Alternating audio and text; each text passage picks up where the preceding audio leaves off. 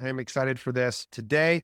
This is a little bit different, Bridges Live, than maybe we have done in the past.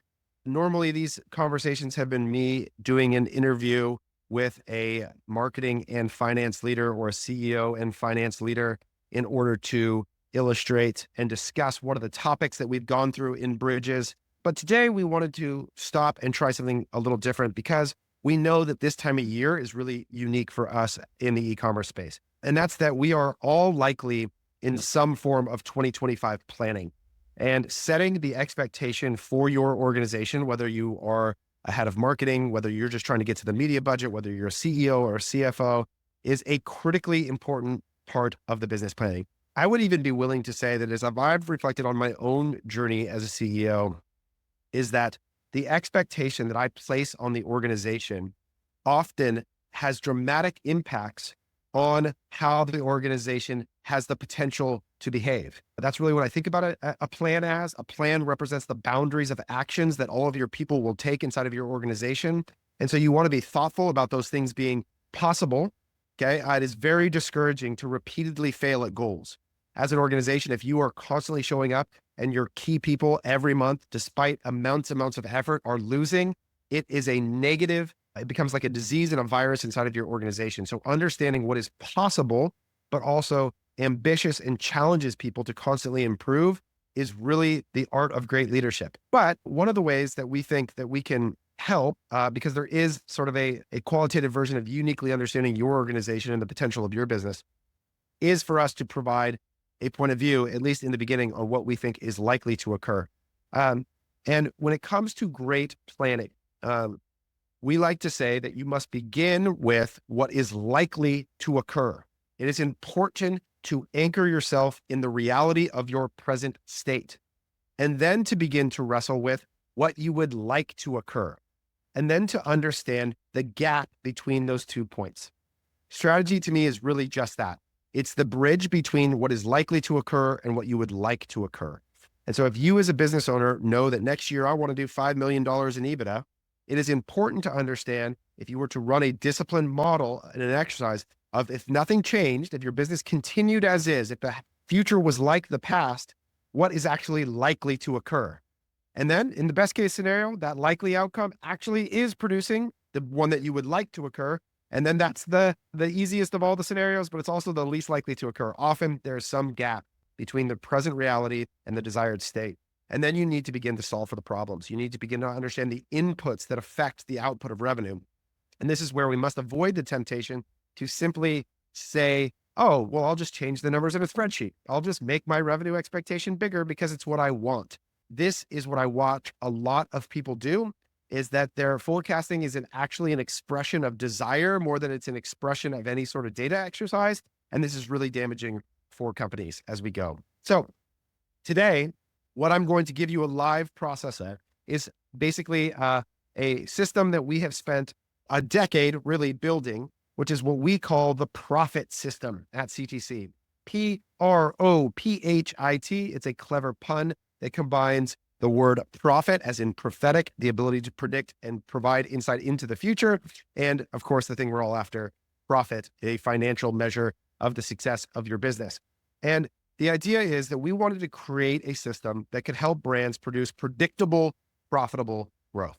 The ability to look out into your business and have an expectation of future revenue that you know can be somewhat accurate is so important, because at the end of the day, what e-commerce is e-commerce is simply an attempt to buy inventory based on some expectation at which the time in which you think you can sell it, and then to try to float the margin capture against that timeline, right? That's really, in many ways, what e-commerce is. It's this constant, repeated bet on a cash outlay against a cash return in some time frame. And so the ability to get good at this exercise is often deeply and intimately connected to your ability to produce profit. Now, so are the terms with your supplier, so are the overall margin and all of those things that you know and have heard us talk about often, but getting good at this exercise is important. All right, as we're busy here taking you through the PROPHIT System, CTC's operating system for managing marketing and finance, there's a critical component that we don't touch, and that's the actual forecasting planning as relates to your cash flow.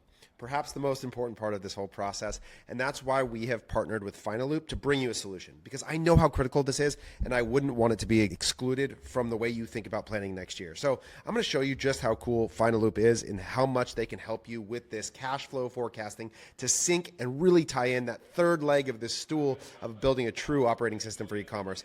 The financial plan at a P&L level, your marketing calendar and planning, and of course your cash. So one of the beautiful things about Finaloop is that you can see at any time all of the outstanding bills that you have. You can export an aging report of all of your customers. You can check on and see exactly which customers you have unpaid invoices for, when they are due. You can export them into looking at exactly when those billables are going to come paid or chase them down.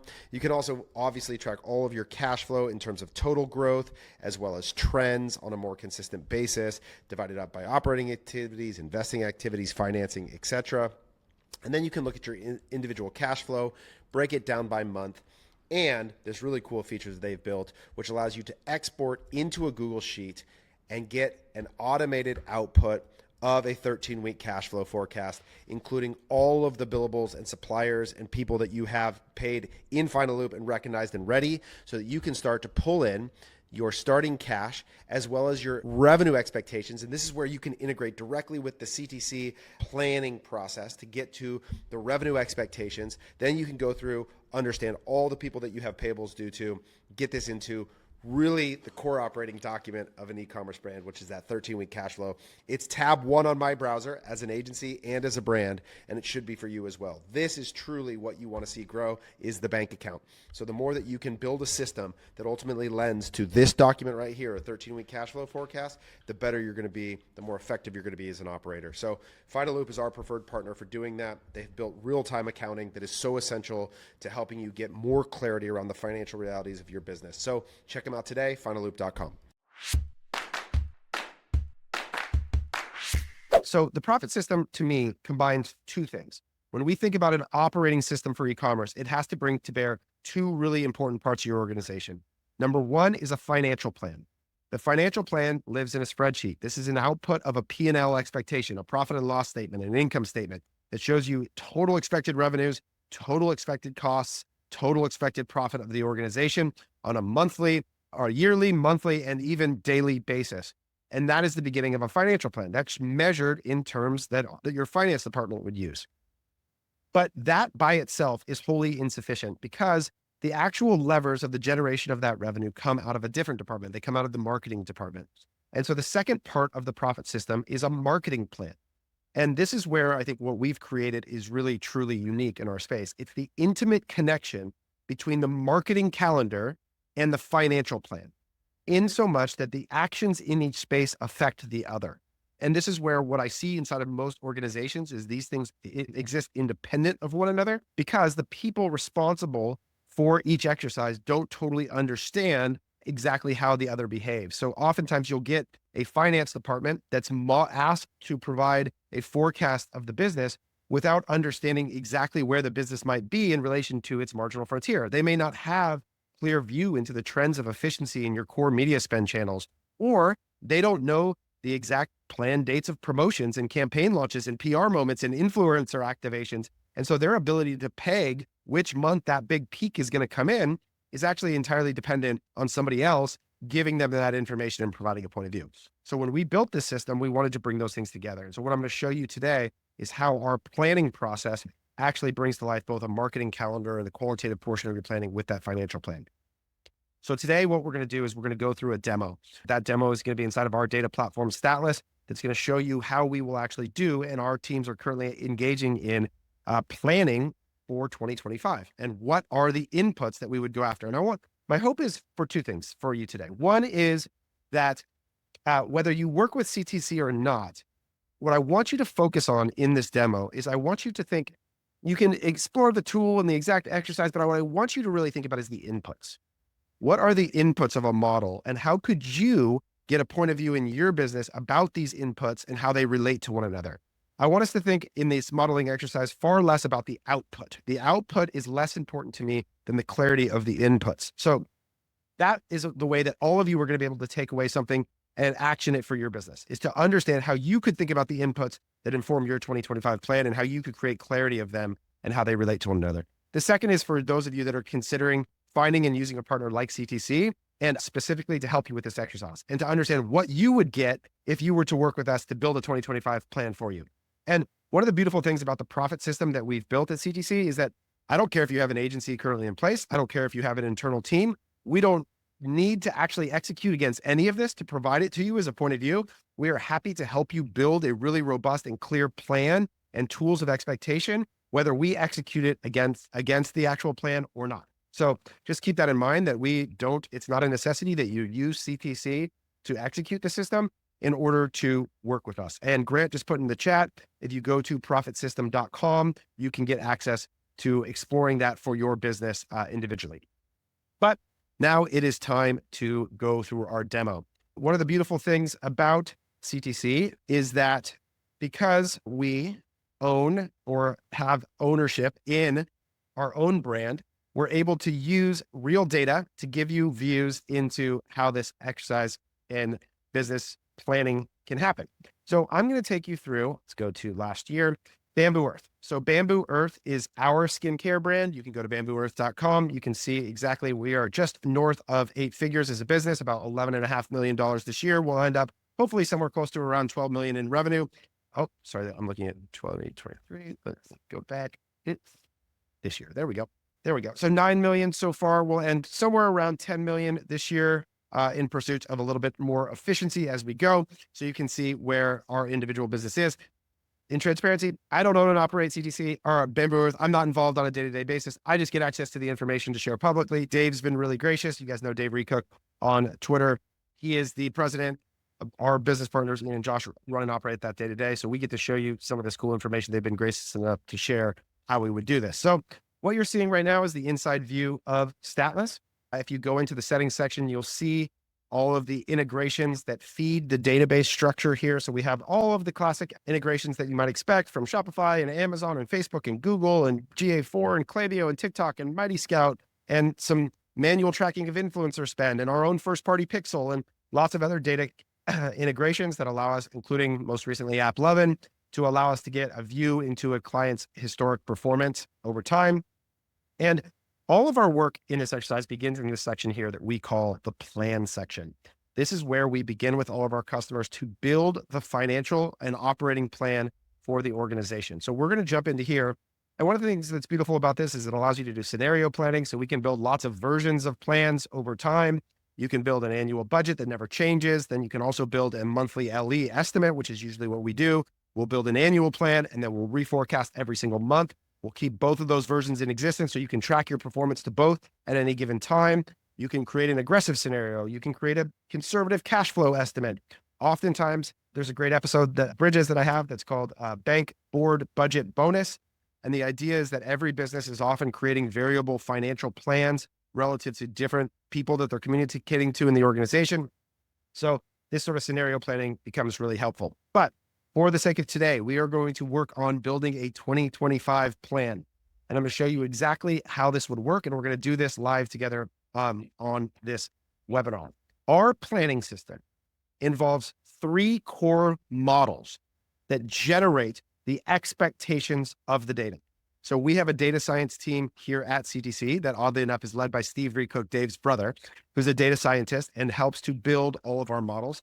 Every client gets a custom model built for them. And this is a really important differentiation. There are some tools in the market that help you with forecasting, but because they are software businesses, they are forced into building standard models that allow every customer to use some basic regression or trend. And here's what I'll tell you about that as an exercise. It is massively flawed. E-commerce data sets come with all sorts of qualitative exceptions that need to be considered in the process, whether that's related to seasonality, related to the marketing calendar, related to inventory positions, related to times that there were unique challenges in your business where you need a human that is able to interact with you about those to make sure that the model considers what data should be removed from the data set, what data should be under considered or over considered, and all of that happens. So you'll see up here where it says model 1.0, 1.01, 02, 03. For every one of our customers, we update their models every quarter. So you can see this is a version of the model that was just built and released on December 10th. So that's the most recent update to this first model, which is the new customer acquisition efficiency model. Okay. At CTC, our forecasting process is what we call a revenue layer cake model, which is that there is two different models, your existing customer revenue and your new customer revenue, that stack on top of each other to create your future forecast. And this first model, the first thing that we have to do is to model the expectation of new customer revenue. And so what that begins with, if I just sort of take you through this in a step-by-step basis, is we begin by looking at the historical relationship between spend. Every one of these dots is an XY plot of spend on the x-axis and AMER, or new customer acquisition efficiency, on the y-axis. Okay. And if we look at that historical plot, what the data scientist is going to do is have a consideration for seasonality and, like I said, any extractions, to then create a modeled relationship between spend and efficiency over time. So the gray dots here, you can see, are all of the historical points that the business has produced. The yellow line represents the modeled expectation for the month of January. Every month is going to have a different curve that has to do with the seasonality of the business. In our case, Bamboo Earth is their primary product that we sell is a moisturizer. January is actually the best month of Facebook media spend for the whole year. It's because CPMs are lower and the demand in winter and cold months is higher. And so our curve and how much we're able to spend at different efficiency levels is different for January than it is in June. They're very different. I'll show you that in a second. So this modeled line represents the possible potential outcomes for the business. And then this, if I look at this dot here, shows me what we were able to spend last year. So last year we spent $206,000 at a 1.428 AMER. So you can see how I'm starting to build the composition of possible choices that I have to make as the growth strategist in this case for the month of January.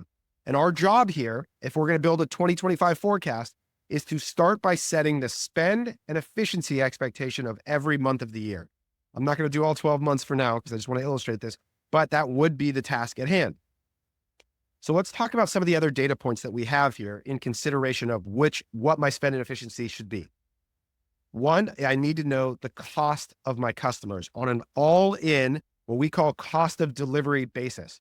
This includes your COGS. This includes your payment processor fees. This includes shipping and fulfillment. This includes returns. This is your fully loaded cost of delivery. Now, when I build my January cost settings, I have some choices. I can use the number from the last 30 days. I can use an average of the last 6 months, or I can use January of last year. Why would that be different? Well, the product mix that you might be selling in that month can change. You might have made marginal improvements to the business. There's all sorts of ways in which the actual number might change. Or I might know, hey, we just got a great new deal with a supplier, something that the data set could never know, and I can manually input the cost expectation there. But you can't select the point of your media spend and efficiency without understanding the actual cost of the business. This is like why this connection between finance and marketing is so important, is that you cannot make this decision without this data point.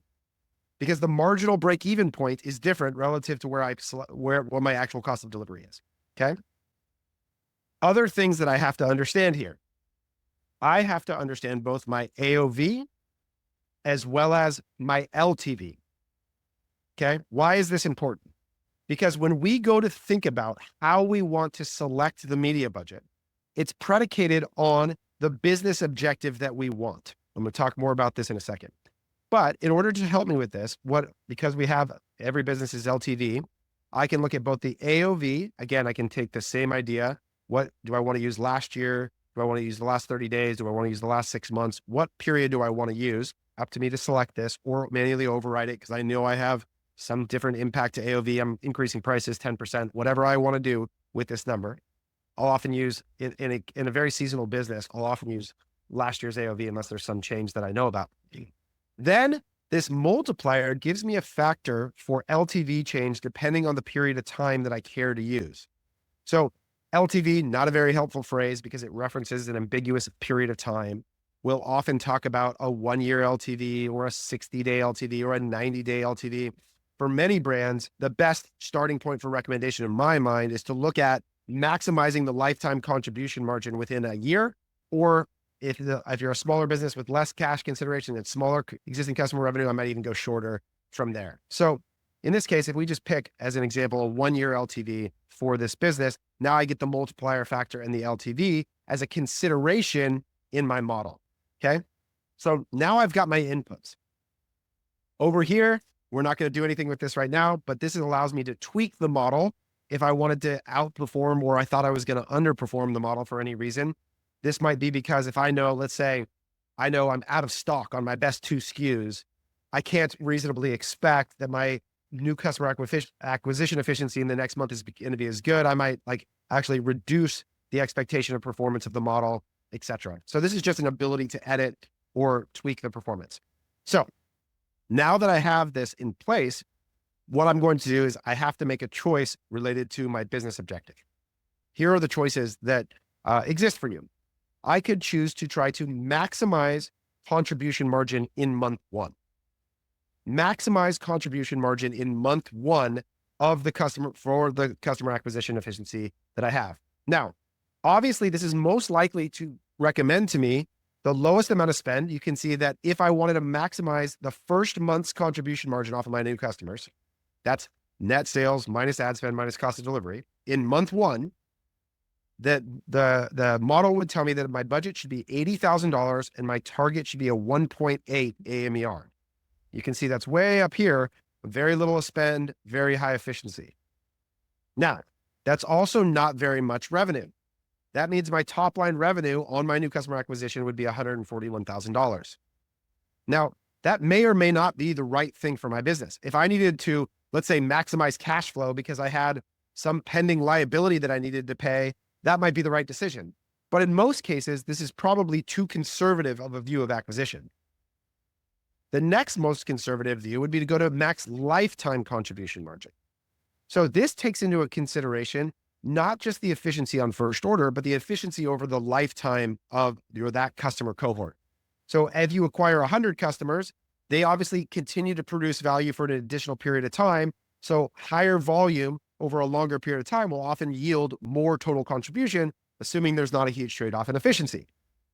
So in this case, if I select max lifetime contribution, and again, I'm using the 1-year multiplier here, you'll see that it changes the budget target to $133,000 at a 156 AMER. That produces $208,000 of new order revenue. So here was the point I had previously. So I'm spending an additional, let's say, $60,000 to produce roughly $67,000 more dollars in revenue. So that's actually in the short term going to create less first order contribution, less cash in my bank account immediately.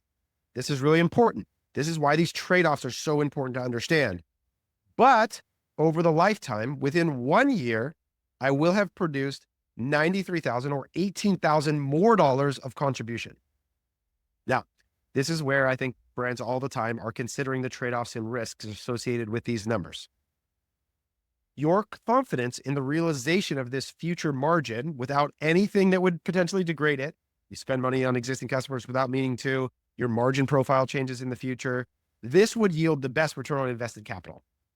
But it often comes with additional risk associated with it. So there's no right answer to this game. This is where it really is a business decision. Okay. So you can see this is a little bit more spend for some more revenue for greater lifetime contribution margin. But oftentimes it's not actually what people want. They'll actually want max revenue for the business, which is to maximize first order contribution at break even. Now for Bamboo Earth, it just so happens that the max revenue and max lifetime contribution margin when you select to a year are actually the same point in the curve.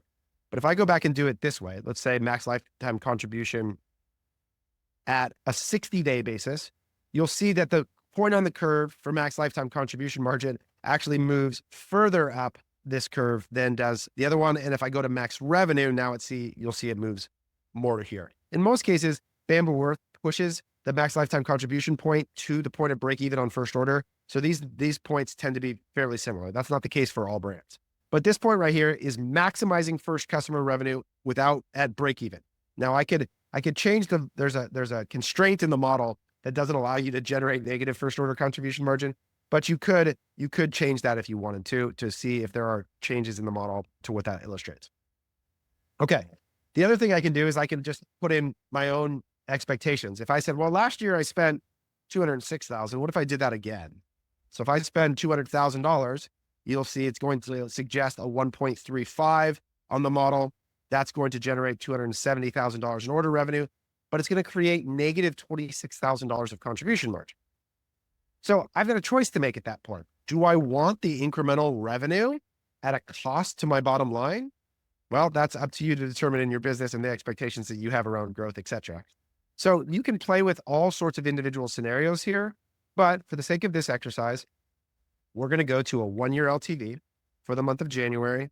We're going to pick the max lifetime contribution point, and we're going to say that, all right, our budget is going to be 133,000 and my AMER target is going to be a 156.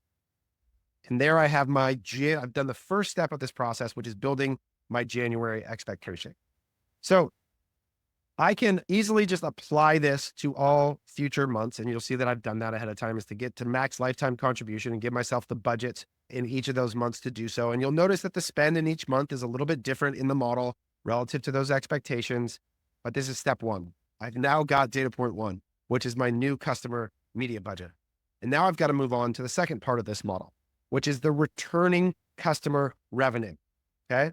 Your returning customer revenue as an e-commerce business is actually the easiest part to forecast. I'm sure many of you have heard of cohort-specific LTV models, where you can take every curve of customers that you've ever had.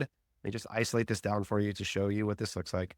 This is what's referred to often as a spaghetti chart, is that you'll see for every cohort of customers, they have some percentage increase in value over time.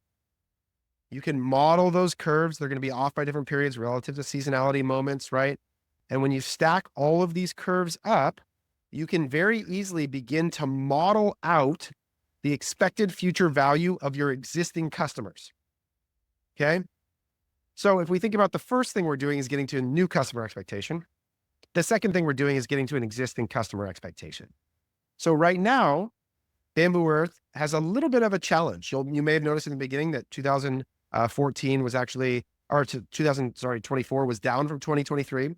And it's because there has been challenges for new customer acquisition. We're moving into product development to help to solve for that, because we've really grinded out the core funnel of acquisition. And so you'll notice that if this is my returning customer revenue for 2023, here's what the model is telling me is going to happen in 2024. Now, I'm going to stop here because this is beginning to illustrate what I promise you Dave does not like, but this is what is likely to occur. This is what the model is telling us, is that the end result for the year is that 2025 revenue would just be up very slightly from 2024 returning data.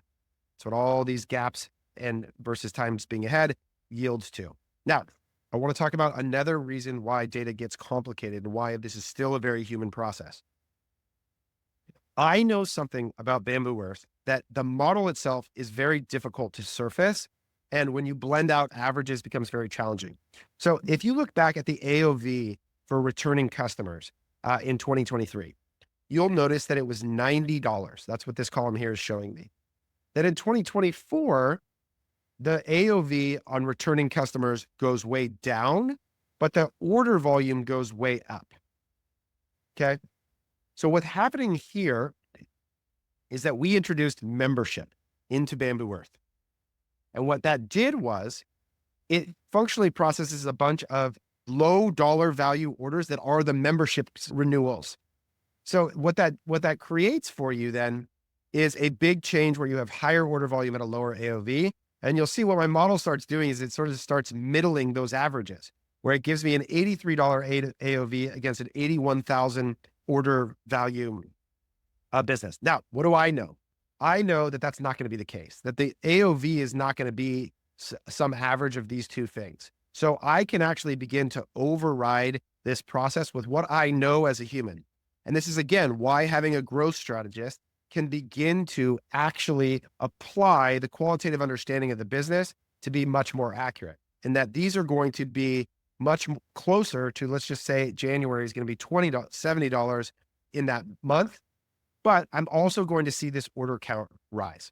So I'm going to have to do some manual work here to help inform this. I may go back to the data science team and help them to improve it. But this is just an illustration of why this cannot be a process that happens independent human analysis. So that's step 2, okay, is getting to a returning customer revenue expectation for the business that's beginning to build my model.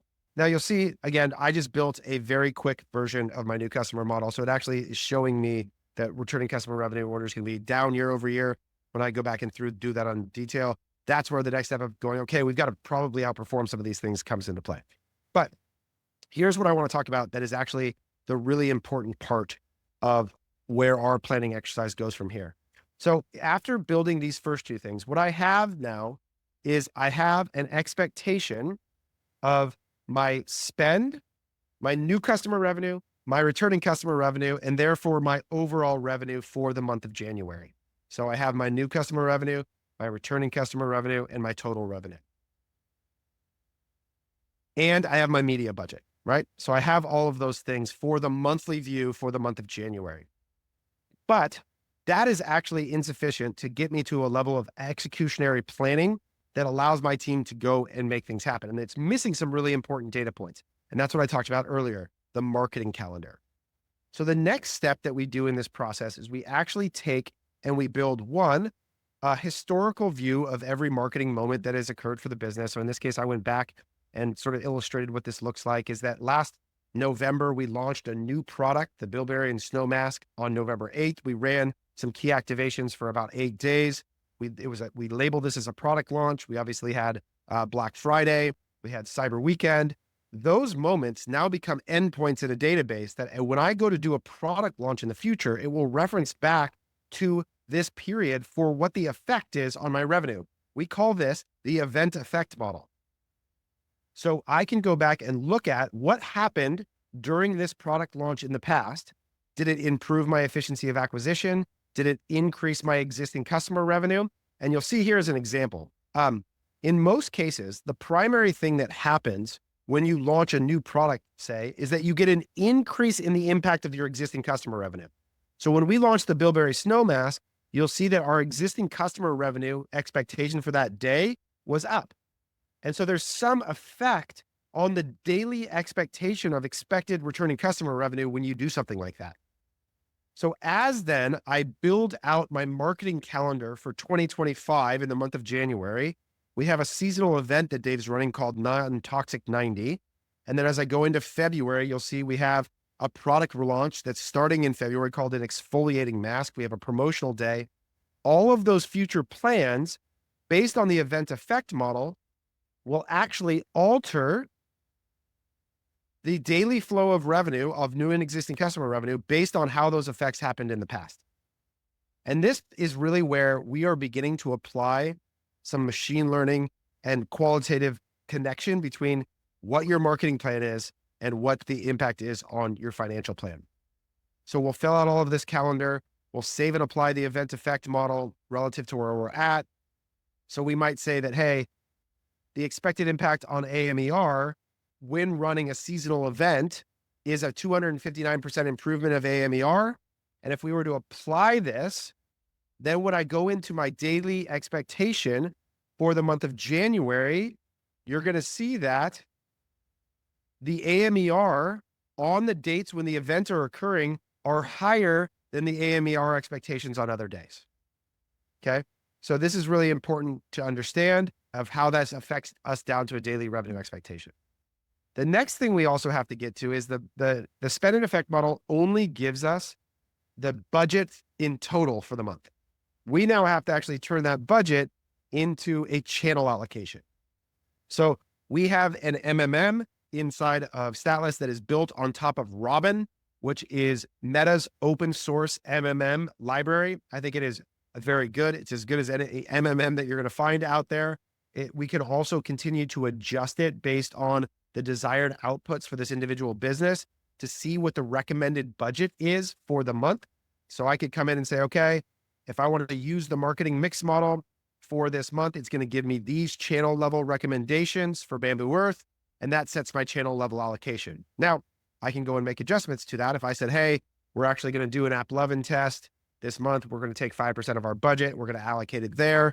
Then you could do that accordingly if you wanted. Or you could stick to the exact model output. Again, often this is a dialogue and conversation with our customers. We also take into effect what we call a day of the week effect. Many stores, you'll see for Bamboo Earth, it's a very dramatic improvement of revenue on the weekends. This is very common for e-commerce businesses, where you see the midweeks being the lowest revenue days and the weekends being the highest revenue days. And so that model, the daily effect, gets applied. And the end result is you have an expectation of your marketing calendar, your channel level budget, your new and returning customer revenue and contribution margin every day for the whole month. So we've gone from having a monthly budget down to a daily channel level expectation and a daily expectation of new and returning customer revenue connected to my marketing calendar every day for the whole month. Now, we're not done there, right? We still have other things that we want to consider. Now, if I want to override the expectation of my returning customer revenue. So as an example, we talked about why it might be lower. Every data point we have offers you the opportunity to provide a manual override or expectation. So if I said, hey, I actually think this is going to be 523, I think your model is light, or I want to create a greater expectation, I can do that. And then we begin to model out a bunch of additional inputs that form the foundation for our system. So email revenue as a percentage of total revenue. This is going to be the thing that sets up the goal for the email team. And every month you can see that Bamboo Earth has about a 24% of their revenue. This is going to be using the Klaviyo reported 7-day click revenue as a percentage of total revenue is the calculation here. That's what I would encourage you to use. I don't think you should use last click GA. I think you should use a Klaviyo 7-day click reported revenue. We try to normalize most of our channel revenue reporting down to that metric to start. This gives you a good goal to work against. That will set an expectation of how much revenue needs to come from that channel. And then we're just going to work down the line. Same thing with organic. We use this for SEO clients and help to think about non-direct clicks, the discount rate, shipping costs, taxes, return rate for new customers, return rate for returning customers, cost of goods, variable expenses, OpEx expenses for the business, all the way down to channel level ROAS targets, which are built on the incrementality factors that every business has, either through the measurement roadmap that we've worked on with them together, or the default benchmarks. If it's a new customer, we're taking the channel level targets and taking the incrementality factor times the AMER for the channel equals the channel level target. This is really important. I'm going to say this again. The AMER that comes out of the model times the incrementality factor for the channel equals the channel level target for the client. Okay. That's a really important, easy way to operationalize this exercise. The end result is you get to a full P&L level plan. We'll see the month of January here. That gets me to gross sales, discounts, shipping, net sales, COGS, variable expenses, paid media, contribution margin, SG&A, profit. 4-quarter accounting display, key performance metrics, all of the above. And then what that does is once this plan is published, there's 2 additional things that happen in a CTC universe. Number 1, we're going to publish that plan into a growth map. Okay. A growth map now is a place where a media buyer is going to operationalize that information and put it to work, because we still have work to do to get to a plan in even more detail. We now have to take the channel level budget. Meta has to spend $55,000, and we need to turn it down into campaign level expectations every day. So what you can see is we are just taking a plan and chunking it down and chunking it down and chunking it down and chunking it down until every day there's an expectation of every dollar. So on Facebook, as an example, what might happen is that because our statless database is connected to, let me grab one of these. We don't use Bamboo Earth all that often as a map. I'm going to show you a different one here because Bamboo Earth is not actually a customer. It's not an active one. Let's do this. I'm going to show you guys something real fast. The target number that we create in the statless planning process gets pushed automatically and synced into this spreadsheet. We call it a growth map. And then that media buyer receives that target number. So if I look here, what you'll see is this yellow column is what a media buyer would get at the beginning of the month. They would see $415,000 as my budget. Here's the current expectation of spend by day. And now their job is to translate that target into a media plan at the campaign level. So on Meta, where is this $415,000 going to be spent? And what you'll see here is every campaign in the Meta account, what the expected spend is every day on that campaign by offer type for the entire month. And in true CTC fashion, we have lots of campaigns. We run everything on cost controls. And there's two different kinds of campaigns that they get to use to plan. One is what we call the previous concepts. These are the campaigns that were already live when you started the month. If you're building a media plan as a media buyer, you need to know a few things. You need to know, one, what's my budget? What's my target? What campaigns am I starting the month with that are going to last me throughout the month? So we start by pulling in all of the results from the previous campaign. So this is like if I'm looking at, if I was building, let's go back to January 2025, okay? Here are all the campaigns that were live in December.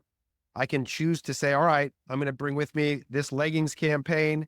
It's going to be live from the first 1/1/2025, and it's going to be live all month. Leggings is a standard campaign. It stays with me as we go, et cetera, et cetera, et cetera. My daily spend might be $2,000. And now I'm going to start with all the campaigns I'm bringing with me. That's going to be this first set of columns here.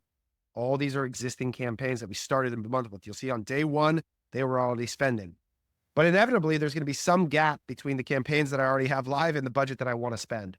And so that's where all of these new campaigns come in.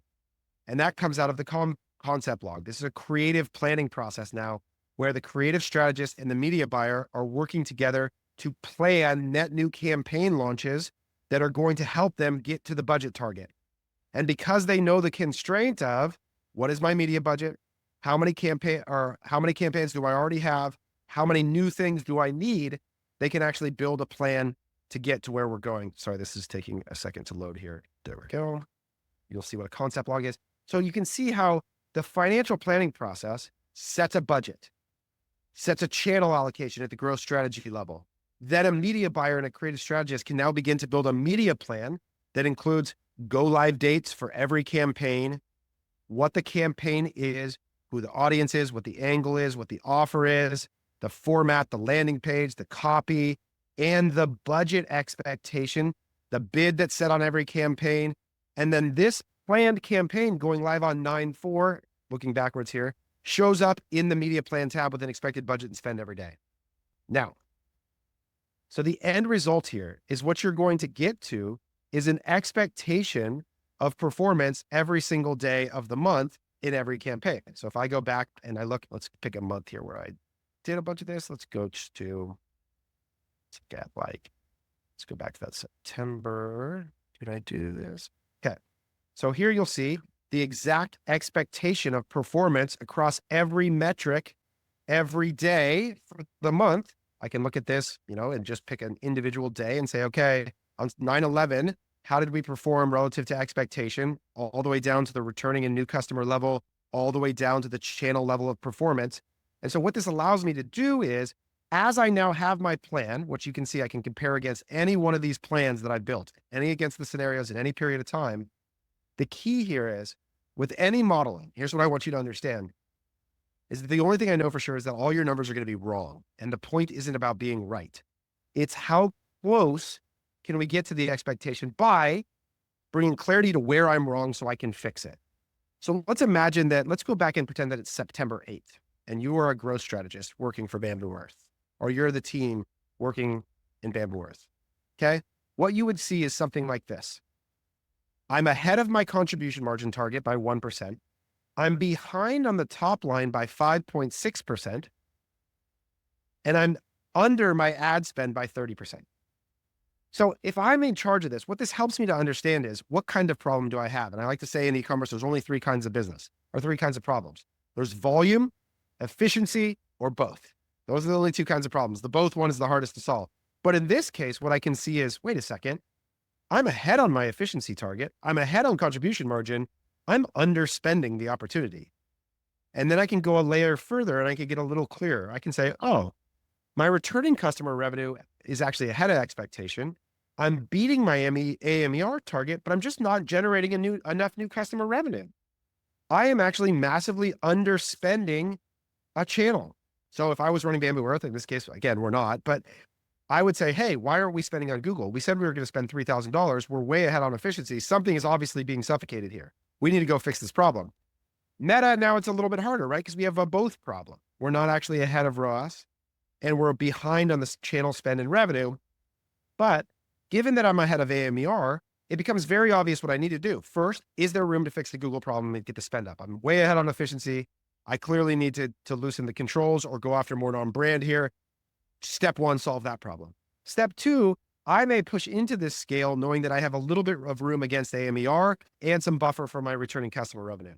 Because the hierarchy of goals here is achieve this goal, then this goal, then this goal, and the channel level ROAS target is subservient to all these other expectations.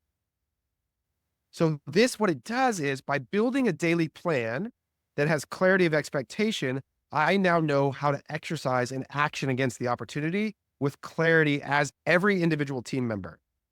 And what our teams do is they communicate in what we call map notes. So if you came in and it was 9/11, the growth strategist would be sending out a message that said, hey, here's what happened yesterday. Here's where we were at in performance to expectation.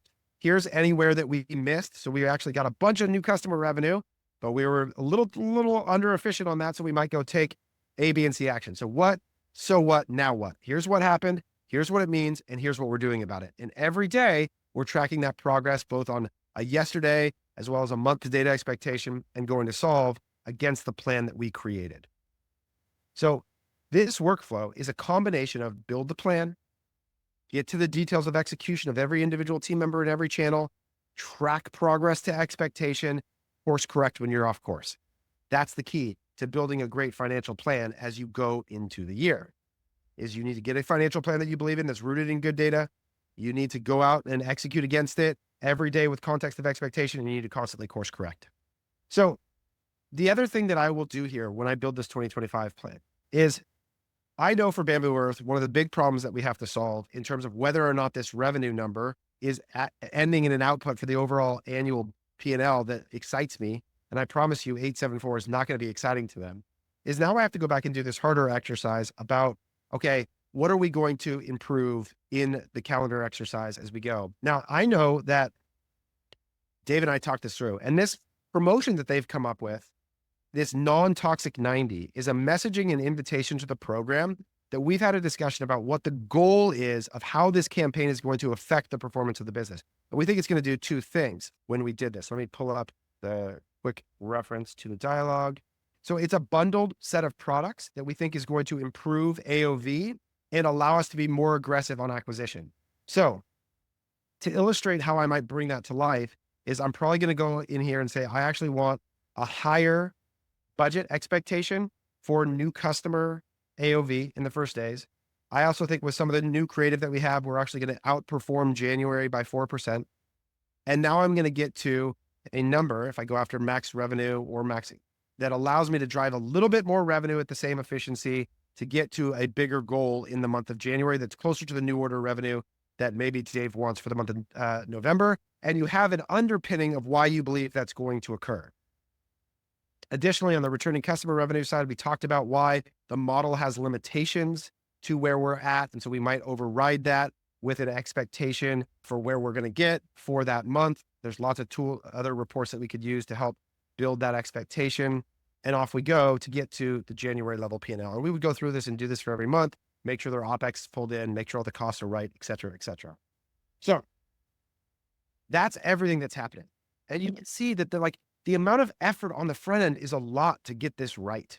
And to have a very clear point of view on a budget that you can be confident in, that you could defend, that you could put in front of your board, you could put in front of your boss and feel really confident is accurate and defensible. What I like to do, because clients will often push us, is what having a baseline model allows you to ask back to somebody who wants more from you is which input is going to change. Are we going to be able to drive more efficient acquisition than we ever have before? Are we going to, and if so, why? What's the justification for that? Is returning customer revenue going to be better? Is AOV going to be better? What's going to change the outcome? And then you can, as the person if someone says to you, hey, I think we're actually going to improve our gross margin to 31%. That's going to allow you to spend more money because you can take a lower efficiency. Great.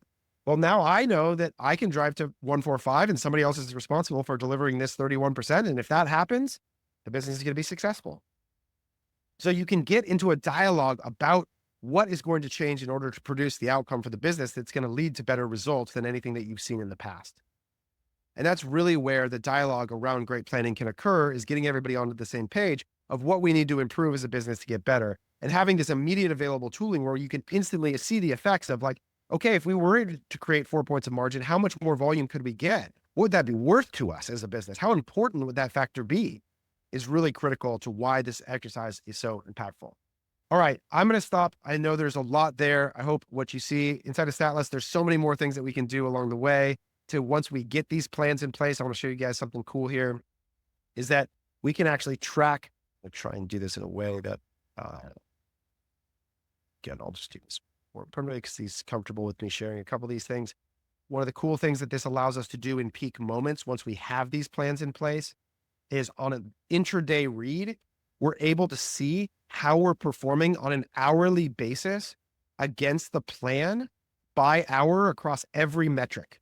So what the beautiful thing is, once you have the data structure underpinning your business that shows you exactly how much revenue, how much spend in every channel every day that you expect, you can get to really cool reports like this, where on these peak days, we can say, all right, I want to compare my hourly performance to target, okay, using the revenue pacing from this same day last year. And that's what this report shows me. It's like, all right, I can see my total sales target by hour, and where I'm at so far today against expectation for sales, spend, Facebook efficiency, Google spend, etc. every day, every hour. So I can now keep chunking this system down so that I can get a read in any given moment, every hour, to understand how I'm performing to expectation.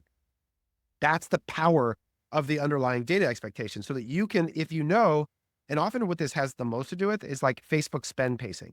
So I'll give it, here's an example where today I look at this and I go, wait a second, I'm 40% ahead of my revenue pacing. My AMER, which is right here, target, is actually a little bit behind expectation. My new revenue is about 17%. What this means is I'm way ahead on my existing customer contribution margin for the day.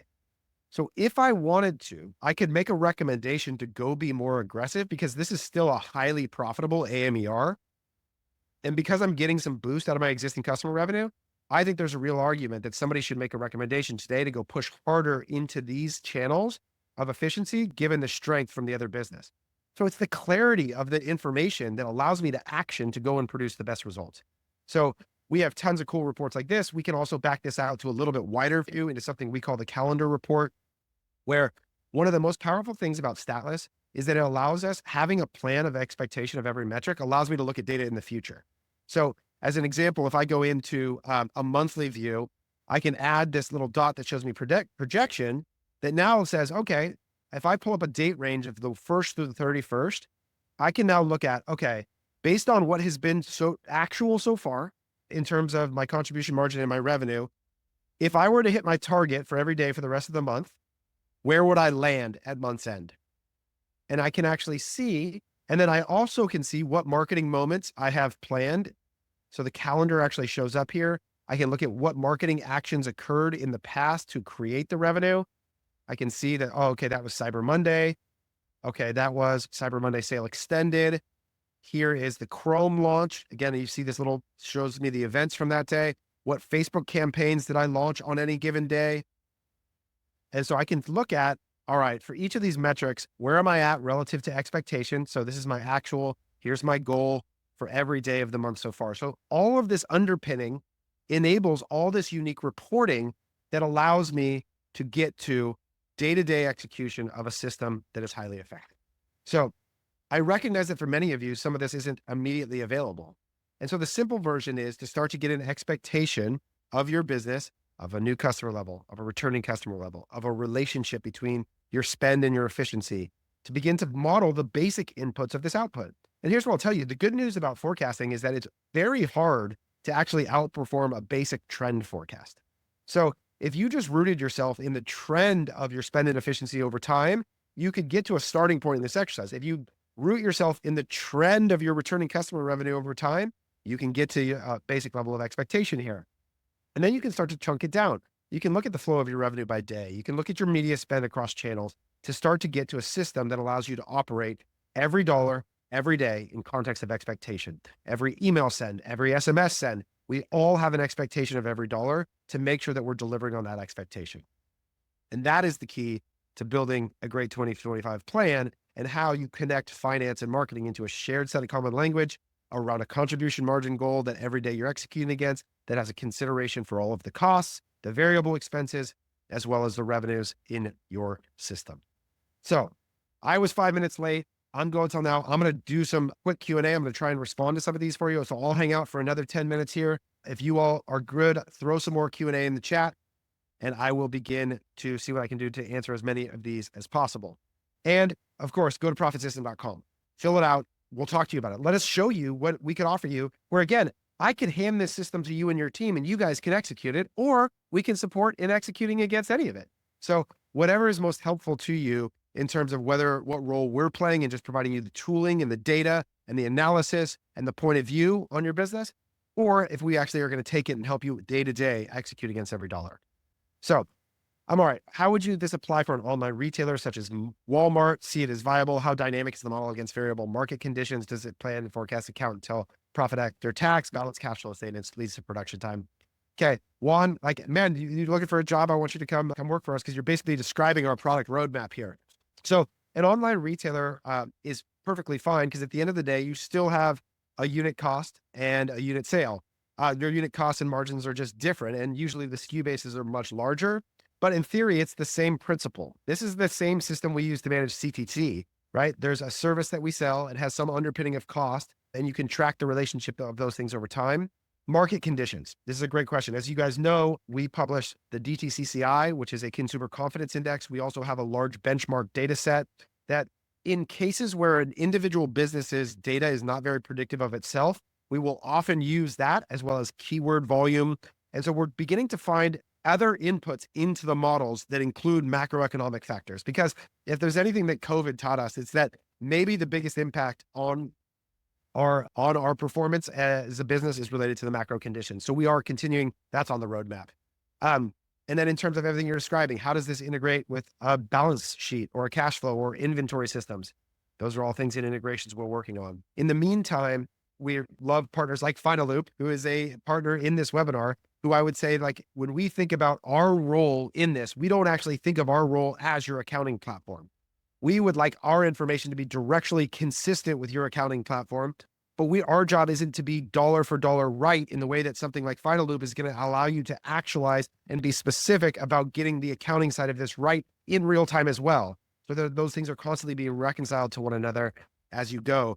We don't think a marketing system should spend the energy or effort around the product to create that kind of specificity that something like Finaloop is going to offer you. And that's why we partner with them as often as we can. All right, Michael Lorenzo. So if I have a business that doesn't have a high purchase frequency, maximizing contribution on first order is the right strategy. Abso-freaking-lutely. That's it. If you produce no LTV, the only value that you're going to capture off the customer is maximizing first order contribution margin. That's right. That's exactly right, Michael. The disparity in day-to-day spend levels is linked to the marketing calendar, previous years, or both. The day-to-day spend levels are affected by the marketing calendar, number one. Number two is the day of the week effect that we see, especially because we use cost controls for everything that tends to maximize the available profitable volume, which tends to be more spent on the weekends than weekdays. How do you factor in non-paid channels? So email and SMS is a non-paid channel. We also have a consideration, you heard me talk about it pretty quickly, around organic. So we would define organic as any non-paid click-based channels, and we'll often use that for setting up goals around SEO. Right now, the email effect and SEO effects don't actually alter the model. We're working on thinking about the relationship between those things as we go, but there is goaling that comes as an output to the system around what your organic revenue goal is for when we're offering SEO as a service and what your email revenue goal is from there. How would you approach this? Oh, sorry. What program do you use to measure what true ROAS there is? So okay. So we are big fans of incrementality testing. So when we start with every customer, we're going to build a roadmap of incrementality testing. We use a bunch of different partners for that: Measured, WorkMagics, House. We also have a white label solution and one that we're building for ourselves. So every one of our clients, what we're going to want to do is work right through your biggest spend channels. Usually that's Meta to start, to get an incrementality read on the relationship between the platform reported number and the incremental impact of that channel. That's going to inform our targets and channels I talked about, to get to the day-to-day execution function. And then also we'll use that data to inform the MMM as we go. How would you approach this if you were the founder of a new brand? Very challenging. I would build some baseline assumptions and assume that you would be very wrong early on. The ability to forecast accurately is usually related to the quality and consistency of the data that you have. The more data, the more consistent, the easier it is to forecast. The more variable and smaller the data, the less easy it is. So in that case, I would use some expectations of things like my media budget and the performance about benchmarks and what we know in the channel in your category to set my new customer revenue. Good news is, in this case, your existing customer revenue is 0. So in month 1, I would also then use a model of the expected LTV for your product category to build the existing customers. So if you think about it, the less data an individual brand has, the more I have to depend on aggregate data like benchmarks, but you can still build a model. And someone like CTC could be really good at that because we have lots of data. So modeling LTV curves in different product categories is pretty easy for us because we have lots of data from lots of different brands. Okay, continuing on. How do you look at sales out relative to sales in regarding forecasting? So we don't participate right now in forecasting for any wholesale portion of our client's business. We take on the responsibility for all of their digital enterprise. We are launching Amazon as part of that process right now. It's one of the core things we're focusing on, but we don't participate in forecasting the wholesaling because that revenue is very human. It's not modeled in some predictable way. It's all about the sales cycles that you have with customers. So we don't participate in that part of it. How much of this is also aided by CTC for the accelerator program? All accelerator clients get this full exercise. Everything I just described, you will get as part of the accelerator program. Is the AMER shown only platform data or is it blended? AMER has no platform data. It is new customer revenue for the business divided by ad spend. So it is not platform reported data. Why Klaviyo 7-day click as opposed to default 5-day open 5-day click? So I want to try to think about revenue when it's being reported by a platform as standardized as possible. I think about opens like I do view through, and that like the incrementality of that revenue reporting is generally overstated. So if I'm reporting Meta on a 7-day click and we're standardizing everything to that, I like to do the same with Klaviyo. I think it's a more conservative view of the revenue, the email impact. But what I'll say is what I care about the most with your email revenue goal is that it's consistent. That what you're doing over time, what I see sometimes happen is that in particular, when you use opens or anything, is that you'll tend to see the behavior tell you that the signal would be that you should spend more time on flows, because especially browse abandonment and cart abandonment, that's like very high view through conversion rate, very high rates of revenue assignment into those things, that when you obligate to a click, it tends to move your behavior towards campaigns, which is where more revenue creation, I think, really actually happens. But again, what I care about the most is that you use a consistent measure of email revenue over time. I have recently heard you speak about blending Amazon into your advertising spend and overall MER. Yes. So we are launching in January, and you'll see a bunch of public messaging about this from us soon, an update to the PROPHIT system that allows you to model the entire business inclusive of Amazon and D2C. So where you would have one revenue goal that includes both channels, spend with an expectation of effect in both places. And I think that is really the future of what brands are going to do, is they're going to think about their digital enterprise as being sort of agnostic to distribution. So whether it's your website or TikTok shop or Meta shop or Amazon, is that the reality is that media spend like conversion optimized Meta ads or YouTube, they affect all of them. And so they need to be considered and realized on one single P&L. So I think that you're going to hear a lot about that from us in 2025. You build your returning customer model based upon which month they purchased. Could you recreate a returning customer model based on the type of product? Yes, you can. You could go as detailed in your returning customer model as you want and have the time to do. And if you have cohorts that have massive discrepancy, like usually the only time we'll get into a layer deeper than just general customer cohorts is for subscription brands. You have to model the subscription customers and their curve and the volume and expectation of them vary differently because there's such a dramatic difference in LTV.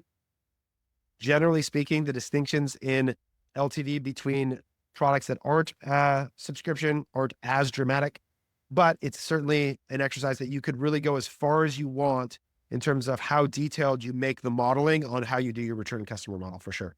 How do you build this for a company that would be a third ecom, third Amazon, and third retail? So I would treat Amazon and .com the same, and I would separate out retail. I have a client who is needing revenue to pay off debt, but we're struggling to hit the AMER required at the spend volume. So this is actually really important language. Revenue doesn't pay off debt. It doesn't. Just imagine a scenario where I gave Meta $1 to get back $1 of revenue, and then took that $1 of revenue and paid off a liability. I haven't done anything. I've actually increased my liability in that process. It's really important to understand that margin pays off debt. Free cash flow services debt. And so you have to make sure that you're actually driving marginal outcome, and you can't just lower your cost control and take more revenue to pay off debt. Now, here's what I'll say. I understand that sometimes there's a bit of a shell game that has to be played in terms of the flow of funds, and that in sometimes the credit card that you can pay 45 days later is the less pressing debt than the payment that's due tomorrow. I empathize with that. I understand that. But just to be clear, that doesn't actually reduce the outstanding total liability at all. I talked a little bit about launching I think forecasting is always important because you have to purchase inventory, and that's the decision that kills the e-commerce businesses. Macro conditions. I would not spend a lot of time on this for most of you. I don't actually think the data is very good, and it's very hard to apply at a very specific level, unless there was something like, let's say you sold political apparel, or like we work with brands, like we work with Barstool Sports. And so in a lot of ways, the World Series is a macro factor that whether the Yankees or the Brewers are in the World Series really changes the amount of inventory they can sell. And I've seen some businesses, like we worked with a brand that sold plants. And so weather was a big factor that we tried to bring into the forecast. I think I would begin with, Abby, an expectation of what is the macro event that you believe, and can we prove that it has an effect? And if so, what data is available for it to help model it? Something like weather is really hard, right? Because weather's not predictive more than like 3 to 7 days out. So it's really inconsequential in some ways. But that's what I'd say. Start with the hypothesis about what you think the macro effect is that's driving the impact on the business. Can we source data to include in the model? And then let's design and get some people to think about how we would do that. All right, let's see here. Do you find any statistical significant tests to find confidence levels of any of your findings? Yes. Every one of our models are back tested to a degree of accuracy, and that confidence is expressed to the customer in the model. So yes, we back test to create a confidence interval. Robin also publishes a confidence interval on the output of their model. So the key here with any modeling exercise is to think always like probabilistically and in confidence intervals. There's almost never, a model is never binary, good or bad. It has some degree of confidence, and we want to be honest about the confidence that we have. Could you share any cohort-specific retention model sheets for those just getting started? We have a product called the Enterprise Scaling Guide that is available to you if you want to buy that. It's a good starting point. There's also a YouTube video that started all of this journey for us many years ago that myself and Coleman Verheyen did for Bamboo Earth, that if you go watch, we'll talk to you about that. Shopify also has a cohort-specific retention table. Output that and average the columns, and that's your blending curve starting point. That's the easiest thing to do. Export your historic cohort table out of Shopify, average the month, 1 month, 2 month, 3 month, 4 percentage change, and use that curve to start. That's the easiest starting point.